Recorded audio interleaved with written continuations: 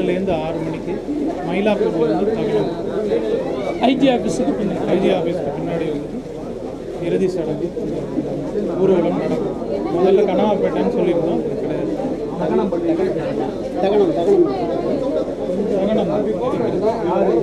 எவ்வளோ மணிக்கு ஆரம்பிக்கலாம்? 4 to 6. மரியாதைக்குரிய நாடக உலகில் நாடக கலையை வளர்த்த மரியாதைக்குரிய அம்மா மனோரமா ஆட்சி அம்மா மறைவு அனைத்து நாடக நடிகர்களுக்கும் பெரிய இழப்பாகும். அம்மா அவர்கள் நாடக உலகில் ஒவ்வொரு கிராமங்களிலும் நாடகத்தில் நடித்து திரையுலகுக்கு வந்த ஆட்சி அம்மா அவர்கள் எங்களுடைய அனைத்து நாடக நடிகர்களுடைய மனதில் இருக்கக்கூடிய ஆட்சி அம்மா அவருடைய மறைவை எங்களுடைய புதுக்கோட்டை முத்தமிழ் நாடக நடிகர் சங்கம் மட்டுமல்ல, தமிழகத்தில் உள்ள அனைத்து நாடக நடிகர் சங்கமுமே இன்னைக்கு கண்ணீர் வடித்துக் கொண்டிருக்கின்றோம். அவர்களுடைய ஆத்மா சாந்தி அடைய எங்களது புதுக்கோட்டை, மதுரை, தமிழ்நாடு நாடக சங்கம், புதுக்கோட்டை முத்தமிழ் நாடக சங்கத்திற்காக ஆழ்ந்த வருத்தத்தை தெரிவித்துக் கொள்கிறோம். வணக்கம்.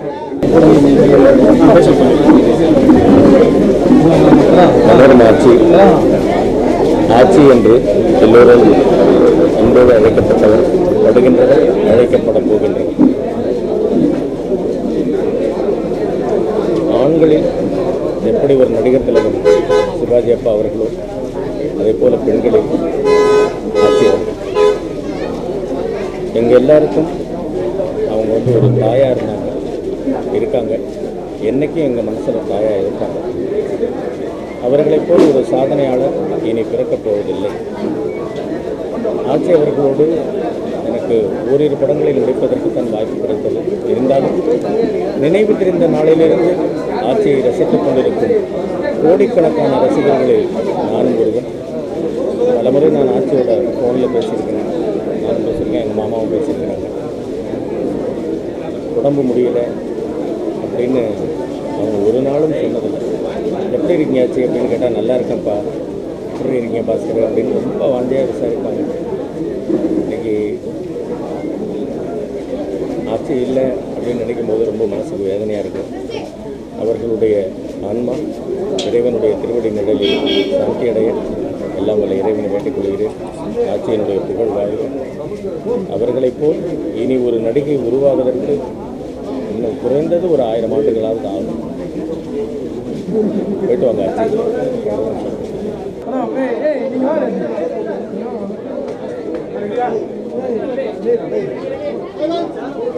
தமிழ் சினிமாவே பெருமைப்பட்டது, பெரிய கௌரவமாக இருந்த ஒரு பொக்கிஷம் போயிடுச்சு.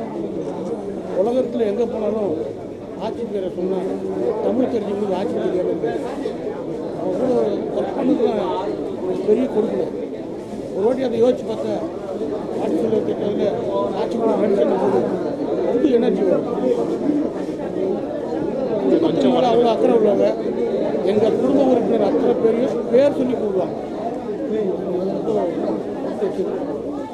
அருமையான குரல் வளம், ஒருத்தரையும் ஒரு கடுஞ்சொல் சொல்லி நான் பார்க்கவே. யாராவது ஒரு கோவப்பட்டவங்க பொறுமையாக இருக்குப்பா, பொறுமையாக இருக்கு.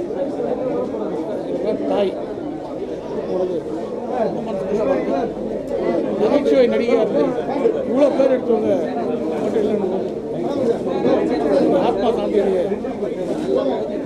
வணக்கங்க. ஓஏகே சுந்தர். ஆட்சி அம்மாவோட இழப்பு தமிழ் கலை உலகத்துக்கு மிகப்பெரிய இழப்பு. அவங்க எங்கள் அம்மாலாம் வந்து கலை உலகத்தில் ரொம்ப சின்ன வயசில் வந்தவங்க. பல கஷ்டங்களை அனுபவிச்சுட்டு இன்றைக்கி உலக லெவலில் பெயர் பெற்றிருக்கிறாங்க. அவங்களுடைய நல்ல மனசை எப்படி சொல்லணும்னா, எந்த ஒரு ஃபங்க்ஷன்னு நம்ம வீட்டில் நடக்கக்கூடிய ஒரு சின்ன ஃபங்க்ஷன்னு சொன்னால் கூட எப்பேற்பட்ட ஒர்க்காக இருந்தாலும் தட்டாமல் வந்து கலந்துக்குவாங்க. ஒரு வாரத்துக்கு முன்னாடி கூட என்னுடைய மனைவி சொல்லிட்டு இருந்தாங்க, அவங்க உடல்நிலை சரியில்லை, போய் பார்க்கணும். நான் ஷூட்டிங்கில் இருந்ததுனால வர முடியல. ஆனால் இன்றைக்கி இந்த விஷயத்தை காலையில் கேட்கும்போது ரொம்ப மனசுக்கு கஷ்டமாகிடுச்சு. அவங்களுடைய ஆத்மா சாந்தி அடைய எல்லாம் உள்ள இறைவனை வேண்டி. ஆட்சி அம்மான்றவங்க ஆக்டிங் பவர் ஹவுஸ்ன்னு சொல்லலாம். இன்றைக்கி ஆட்சி அம்மாவோட இழப்புன்றது வந்து தமிழ் தெலுங்கு, மலையாளம், கன்னடா, ஹிந்தின்னு எல்லா இண்டஸ்ட்ரியிலையும் வந்து அவங்க வீட்டில் ஒருத்தவங்களோட இழப்பு மாதிரி தான் நினைக்கிறாங்க. ஏன்னா ஆச்சியம்மா வந்து என்னை பொறுத்த வரைக்கும் அவங்க நடிக்க மாட்டாங்க. அவங்க என்ன கேரக்டரோ அதாவே வாழ்ந்துருவாங்க. அவங்க தான் ஒரே நடிகை. ஸ்க்ரீனில் அழுதாங்கன்னா நமக்கும் அழுக வந்துடும், அவங்க சிரித்தாங்கன்னா நமக்கும் சிரிப்பு வரும். நடிகைகளுக்கு வந்து பெரிய பெருமைன்றது ஆச்சியம்மா தான். ஆச்சியம்மா வந்து நாகேஷ் சார் ஆகட்டும், தங்கவேல் சார் ஆகட்டும், ஷோ சார் ஆகட்டும், கவுண்டமணி சார் ஆகட்டும், செந்தில் சார் ஆகட்டும், வடிவேல் சார் ஆகட்டும், விவேக் சார் ஆகட்டும், இல்லை சந்தானம் சார், யாராக இருந்தாலும் எந்த ஒரு நகைச்சுவை நடிகர் நடித்தாலும் அவங்களுக்கு ஈடு கொடுத்து நடிக்கிற ஒரே நடிகை அப்படின்னா கண்டிப்பாக ஆச்சியம்மா தான். அதை வந்து யாருமே மறுக்க முடியாது. நடிகைகளுக்கு வந்து ஆச்சியம்மா வந்து ஒரு பெரிய இன்ஸ்பிரேஷன். ஏன்னா ஒரு அழகு, ஒரு திறமை, ஒரு பாடகியாகவும் எல்லாமாவும், ஒரு ப்ரொடியூசராகவும், இப்படி எல்லாமாவும் ஆச்சியம்மா இருந்தாங்க.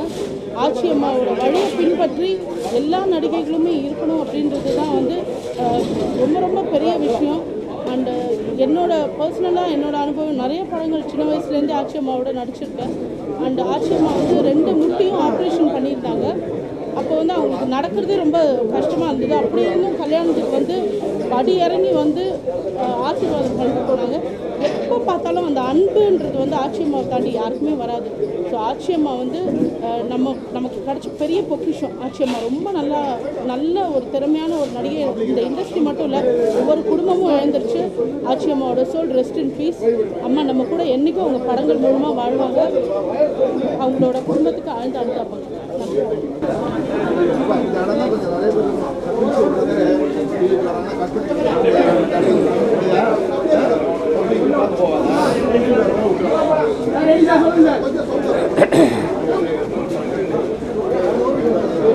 திரை உலகத்துக்கே இது ஒரு பெரிய இழப்பு.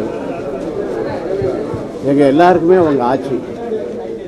வயசு வித்தியாசம் கிடையாது, எந்த கட்சி எந்த இதுங்கிறது கிடையாது.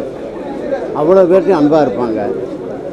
அதாவது வந்து ஒரு சிறந்த நடிகை, மிகப்பெரிய நடிகைங்கிற இதெல்லாம் அவங்களுக்கு தெரியாது. சாதாரண ஒரு ஒத்தொத்தட்டி ஒரு அன்பு செலுத்தக்கூடிய ஒரு அபூர்வமான அவங்களுடைய குணம். இனிமேல் ஆட்சிக்கு மனோரமாவுக்கு ரீப்ளேஸ்மெண்ட்டே கிடையாது. அவங்க ஆத்மா சாந்தி அடைய ஆண்டவனை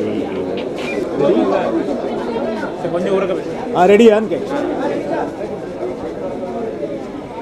திருமதி மனோரமா அவர்களை என்னுடைய தந்தை கவியரசர் கண்ணதாசன் அவர்கள்தான் எங்களது ஊரான காரைக்குடியிலிருந்து சென்னைக்கு கூட்டிக் கொண்டு வந்தவர். நாடகத்திலே நடித்துக் கொண்டிருந்த அந்த மாபெரும் நடிகை நாடகங்களிலே கதாநாயகியாகவே நடித்துக் கொண்டிருந்தார். அப்படிப்பட்ட காலகட்டத்தில் சென்னையில் என்னுடைய தந்தை 60களின் ஆரம்பத்தில் படங்கள் எடுத்துக்கொண்டிருக்கின்ற பொழுது திருமதி மனோரமா அவர்களை கூட்டிக் கொண்டு வந்து தன்னுடைய படத்தில் நடிக்க வேண்டும் என்று கேட்டார். கேட்ட பொழுது கதாநாயகியாக மட்டும்தான் நடிப்பேன், கதாநாயகியாக மட்டும்தான் நடிப்பேன் என்று மனோரமா ஆட்சி அவர்கள் சொல்லியிருக்கிறார்கள். ஆனால் என்னுடைய தந்தை கவியரசர் அவர்கள் அவரிடம் கதாநாயகியாக நடிப்பது ஒரு சில படங்கள் அல்லது ஒரு சில ஆண்டுகள் தான், ஆனால் ஒரு நகைச்சுவை நடிகையாக நடிக்கிற பொழுது காலத்திற்கும் நீ நடித்துக் கொண்டிருக்கலாம் என்று அவருக்கு ஆலோசனை சொன்னார். அதன் காரணமாக முதலில் எங்களது படமான மாலையிட்ட மங்கையில் மனோரமா ஆட்சி அவர்களை கதாநாயகியாக அறிமுகப்படுத்தாமல் நகைச்சுவை நடிகையாக அந்த படத்திலே அறிமுகப்படுத்தினார். அதற்கு பிறகு மனோரமா ஆட்சியின் வளர்ச்சி மிகப்பெரிய வளர்ச்சி. மனோரமா ஆட்சி இல்லாத திரைப்படங்கள் இல்லை என்ற நிலைமை வந்து கொண்டிருந்தது. ஆனால் எந்த மேடையில் ஏறினாலும் சரி, எந்த தொலைக்காட்சிகளில் பேட்டி கொடுத்தாலும் சரி, எந்த பத்திரிகையில் பேட்டி கொடுத்தாலும் சரி, மனோரமா ஆட்சி அவர்கள் தன்னை இத்தனை வருடங்கள் நடிக்க வைத்தது நகைச்சுவை நடிகை பாத்திரம்தான் என்று சொல்லி அதற்கு அடித்தளம் விட்டவர் கவியரசர் கண்ணதாசன் என்று சொல்லி அவரை என்றும் நன்றியோடு நினைத்து பார்க்கக்கூடியவர். அவ்வப்பொழுது நாங்கள் இங்கே வந்து ஆட்சியை பார்த்திருக்கிறோம். ஆட்சியுடைய மகனான சகோதரர் பூபதியையும் அடிக்கடி சந்தித்திருக்கிறோம், பழகியிருக்கிறோம். 2 குடும்பங்களும் நல்ல குடும்ப நண்பர்களாகவே இருந்திருக்கிறோம். மனோரமா ஆட்சியின் இழப்பு மன்னிக்க முடியாது, மறுக்க முடியாது. மனோரமா ஆட்சியின் இழப்பு ஈடு செய்யவே முடியாது. மனோரமா ஆட்சி எங்கிருந்தாலும் இந்த தமிழ் திரையுலகை வாழ்த்திக் கொண்டிருப்பார்கள் என்று கருதுகிறேன். மனோரமா ஆட்சியின் ஆன்மா சாந்தி அடைவதாக.